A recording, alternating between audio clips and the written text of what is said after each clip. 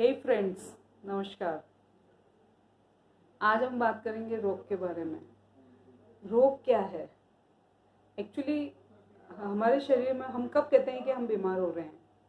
जब हमें अच्छा नहीं लगता है, यानी कि शरीर की असामान्य अवस्था ही रोग है। अब रोग क्यों आते हैं? जब शरीर स्वस्थ नहीं होता है। और शरीर स्वस्थ क्यों नहीं होता है? जब शरीर में टॉक्सिन्स आ जाते हैं। और ये टॉक्सिन्स कैसे आते हैं? जब हम कुछ गलत खा लेते हैं तो शरीर में टॉक्सिन्स इकट्ठा होने लगते हैं, क्योंकि हमारा शरीर हमें साइन देता है। जैसे हमने कुछ खाया, गलत खाया, तो हमें तुरंत या तो खांसी आ जाएगी या उल्टी आ जाएगी। तो ये शरीर हमारा बताता है हमें कि ये हमारे शरीर के लिए परफेक्ट नहीं है। बट हम जब इसे इग्नोर कर देते हैं तो वो शरीर के अंदर जा कर के और पचता नहीं है पूरी तरह से। और इस तरह से जब वो पचता नहीं है तो वो विषाणु में परिवर्तित हो जाता है, और वही बैक्टीरिया, वही गंदगी शरीर में जमा होती जाती है। तो जैसे रोग दो प्रकार के होते हैं, तीव्र रोग और जीर्ण रोग। तीव्र रोग में आ गई खांसी आना, उल्टी आना, दस्त लगना, ये सब तीव्र रोग की निशानियां। जुकाम हो जाना, बुखार होना। और जब इन्हें हम इग्नोर करते हैं या किसी अंग्रेजी दवाइयों से या एलोपैथिक से किसी भी तरीके से हम इसे दबाने की कोशिश करते हैं, जैसे उल्टी आ रही है, हमने उल्टी बंद होने की दवा ले ली। अब क्या हुआ कि जो टॉक्सिन्स पेट के जरिए, पेट से होते हुए मुंह से निकल जाने थे और वहीं पे उसका काम खत्म हो जाना था, वो हमने दबा दिया तो वो पेट से अब आंतों के द्वारा होते हुए पूरे शरीर में घूम रहा है और वो अशुद्धता पूरे शरीर में फैल गई। तो इस तरीके से रोग धीरे धीरे धीरे जीर्ण हो गया, यानी कि क्रॉनिक डिजीज में बदल गया। तो हमारे शरीर की तीन जो अहम क्रियाएं हैं, पाचन, अवशोषण और निष्कासन, तो हमें केवल ध्यान देना है हमारे फूड के ऊपर, आहार के ऊपर, क्योंकि हमें कोई औषधि तो लेनी ही नहीं है। हमारी जो ये चिकित्सा है वो पूरी की पूरी बिना औषधि के है। औषधि की हमें आवश्यकता ही नहीं है। मैं आपको ये नहीं कहती कि आप ये खाओ वो मत खाओ, जो कि आजकल सभी जने कहते हैं कि ये खाना चाहिए वो नहीं खाना चाहिए, ऐसे खाना वैसे खाना। मैं तो मना ही कर रही हूँ कि आप जो खा रहे हैं वो खाइए, जैसे खा रहे हैं वैसे भी खाइए। बस कुछ बातों का थोड़ा सा ध्यान दें तो आपका पेट एकदम ठीक है तो सब कुछ ठीक है। अब आपको क्या करना है कि अपने पेट को संतुलित रखना है। आपके पेट में छोटा सा अमाशय है जिसको आप बहुत ज़्यादा भर देते हो। तो अब कैसे पता चले कि हमें कितना खाना है? पेट की साइज सबकी एक जैसी ही होती है। धीरे धीरे हम उसे बढ़ा लेते हैं क्योंकि एक थैलीनुमा आकार होता है। तो जब हम इसमें ज़्यादा भरने लगते हैं तो क्योंकि ये फ्लेक्सिबल है तो ये फूलने लगती है, और फूलने लगती है तो धीरे धीरे, क्योंकि इसमें इलास्टिसिटी है, तो इसका आकार बढ़ जाता है। तो हमें ऐसा लगता है कि हमें ज़्यादा खाने की ज़रूरत है, जबकि खाने की ज़रूरत उतनी ही है अभी भी आपको। तो आपका शरीर आपको साइन देता है कि अब आपका पेट भर गया, अब आपको नहीं खाना चाहिए। जैसे आपको नहीं भूख है तो कभी भी मत खाइए, कम भूख है तो मत खाइए, जब बहुत तेज़ भूख लगे तब आपको भोजन करना है। और भोजन ऐसा करना है जो सुपाच्य हो। अपना आहार कैसा होना चाहिए? मितव्ययी होना चाहिए, यानी कि कम खर्चीला होना चाहिए। कम खाना चाहिए, खर्चीला हो तो ही अच्छा भोजन होगा ऐसा नहीं है। भोजन अच्छा होना चाहिए, शुद्ध होना चाहिए, टेस्टी होना चाहिए, स्वादिष्ट होना चाहिए। क्योंकि हम खाने को केवल खाने से ही नहीं खाते, मुंह से ही नहीं खाते। ऐसा नहीं है कि मुंह में खाना आया उसी समय स्वाद आया। हम अपनी जो 5 सेंसेस है, 5 इंद्रियां जो है, उन पांचों से खाते हैं। अब आप सोच रहे होंगे कि कैसे? देखो, आप जब भोजन को सुनते हैं किसी के द्वारा कि किसी ने कहा आज तो मैंने वो चीज़ खाई, तो आपके मुंह में पानी आ जाता है, सुन के मुंह में पानी आता है। किसी चीज़ को छू करके भी मन में पानी आ जाता है, तो यार ये देखने में बड़ा टेस्टी लग रहा है, तो आपके मुंह में पानी आया। मुंह में पानी आना इट मीन्स आपका पाचन का कार्यक्रम चालू हो चुका है, यानी कि आपने उसको ले लिया है अंदर। पेट में नहीं गया, लेकिन आपके बॉडी के अंदर उसके लायक जो रस है, जूसेस है, वो निकलने लगे हैं, शुरू हो गए हैं। फिर आपने आंखों से देखा, आंख से देख के कई बार हमें बहुत तेज़ किसी चीज़ को खाने की इच्छा हो जाती है कि यार ये तो बड़ा टेस्टी होगा, है कि नहीं? तो सुन के, सूंघ के, यानी कि हम अपने 5 सेंसेस से 5 तरीके से भोजन को लेते हैं। अब छठा एक जो है वो सबसे बड़ी इंद्रिय है हमारी ज्ञानेंद्रिय, यानी कि हमारा मन, हमारी ज्ञान, यानी कि हम मन में आ जाए। बैठे हुए हैं, बैठे बैठे मन में आ गई हमें तो ये खाना ही है, तो मन में अब आपके बहुत तेज इच्छा हो जाती है उस चीज़ को खाने की, और आपका दिमाग वैसे ही हार्मोन्स रिलीज करने लगता है, वैसे जूसेस रिलीज करने लगता है। तो हम 6 तरीके से भोजन को ग्रहण करते हैं। अगर अब आप सोचिए कि अगर हमने कोई गलत भोजन ले लिया, तो अब देखिए कि आपको केवल खाने से ही अपच हो रहा है या नुकसान कर रहा है, ऐसा नहीं है। आपने सोचा और गलत फूड के बारे में भी सोचा तो भी आपके जूसेस निकलेंगे, तो वो कहीं ना कहीं आपको नुकसान दे सकते हैं।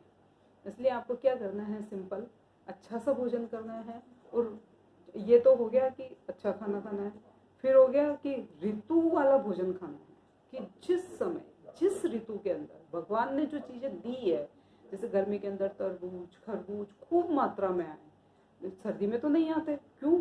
क्योंकि इन सब में वाटर की अधिकता होती है और उस समय हमारे शरीर को भी पानी की बहुत ज़्यादा ज़रूरत होती है, क्योंकि गर्मी को कम करना है। तो आपको उस समय ये सब चीज़ें बहुत खानी है। सर्दी के अंदर सारे सर्दी वाले आइटम्स आते हैं जो हमारे शरीर को गर्म रखते हैं, जैसे चीकू आएगा। तो इस तरीके से अपने,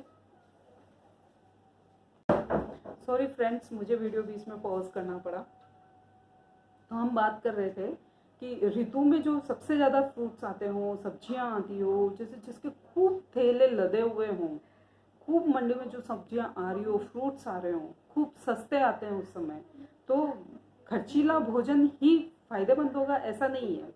भोजन ऐसा होना चाहिए जो स्वादिष्ट हो, ना कि महंगा हो। ठीक है। उसके अलावा हमें भोजन कैसा खाना चाहिए कि ऋतु के अनुसार हो गया, खर्चीला हो ऐसा कोई ज़रूरी नहीं है, प्लस जो हमारे लिए हितकारी हो, हित मित भोजन होना चाहिए। तो हित कैसा हुआ कि जो हमारे शरीर को सूट करे। आपको कोई चीज़ सूट ही नहीं करती है, जैसे कोई होता है जिसको केला खाने से नुकसान करता है, उसको कब्ज हो सकती है या लूज मोशन हो सकते हैं। हाँ, केला खाने से भी लूज मोशन हो जाते हैं।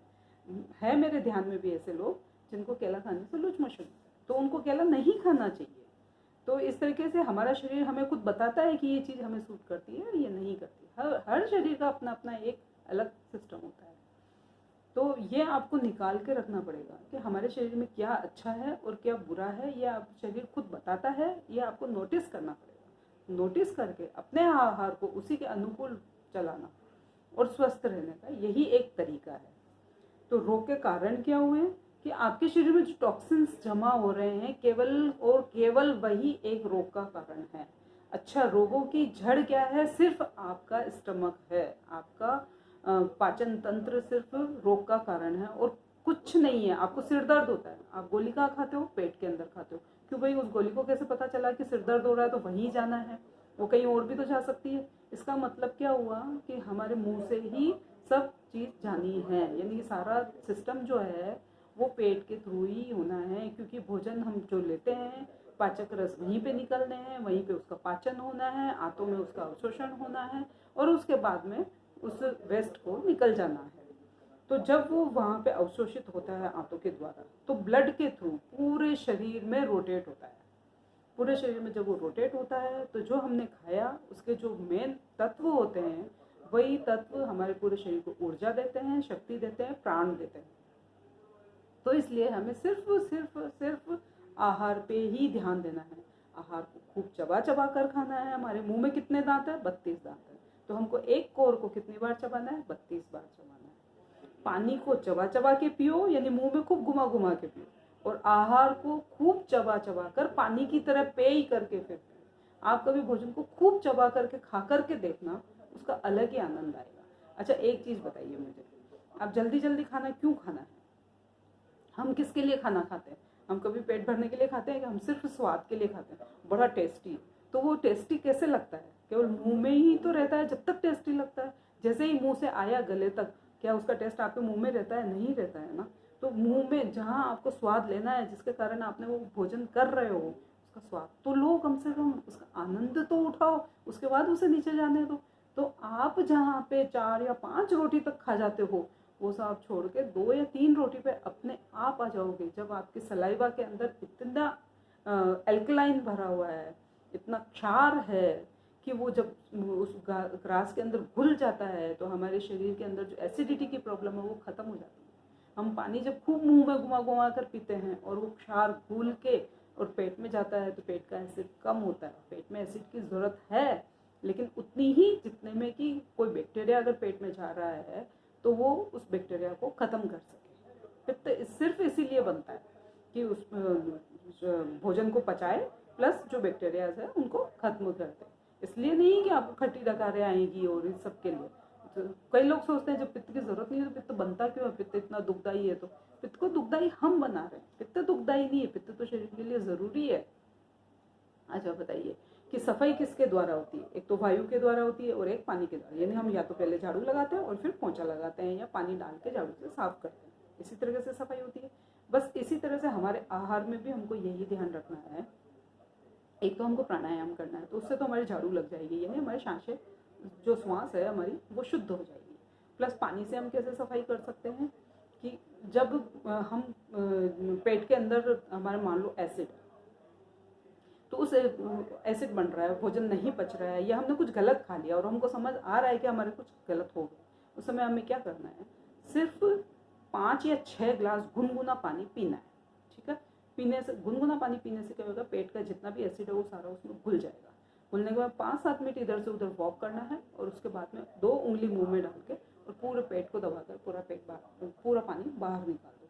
कई लोगों को उल्टी नहीं आती है, पानी नहीं निकल पाता, कोई टेंशन वाली बात नहीं है, कोई परेशान होने की ज़रूरत नहीं है, वो यूरिन के थ्रू पास आउट हो जाएगा। बट जो एसिड इतनी सी मात्रा में और पूरे पेट में उधम कर रखा था, वो इतने सारे पानी के अंदर घुल के उसका इफेक्ट वैसे ही कम हो गया। तेजाब के अंदर पानी मिला दो तो क्या होगा, उसका इफेक्ट कम हो जाएगा। सेम वही प्रोसीजर है कि या तो उल्टी के द्वारा निकाल दो, नहीं तो यूरिन के थ्रू अपने आप पास आउट हो जाएगा, यानी कि आपके शरीर का एसिड वहीं पे खत्म हो गया। तो एक तो आपको पानी खूब सारा पीना है, खूब घुमा घुमा कर पीना है, प्लस खाना खूब चबा चबा कर खाना है, बिना भूख के नहीं खाना है, और सुबह उठते ही पानी पीजिए आप। इस तरह से कुछ चीज़ों का आप ध्यान रखेंगे तो आपके पास रोग आएंगे ही नहीं। यही एक रोगों से बचने का तरीका है। हम कुछ नहीं करते हैं, हम सिर्फ ये कहते हैं जो खाना हो वो खाइए, लेकिन संतुलित मात्रा में खाइए, सोच समझ कर खाइए। हर चीज़ खाने के लिए नहीं बनाई है भगवान ने, और जो बनाया है उसे खाइए, उसके फायदे ढूंढिए, फायदे के अनुसार खाइए, ऋतु के अनुसार खाइए, स्वास्थ्य के अनुसार खाइए। किसी का शरीर, किसी को बीपी है, हाई बीपी है, और वो खूब नमक नमकीन मसाले और ये सब खाएगा तो वो बीमार ही होएगा। तो ये आपको खुद अपने सोचने की बात है कि हमको किस तरीके से क्या खाना है और कितना खाना है। धन्यवाद।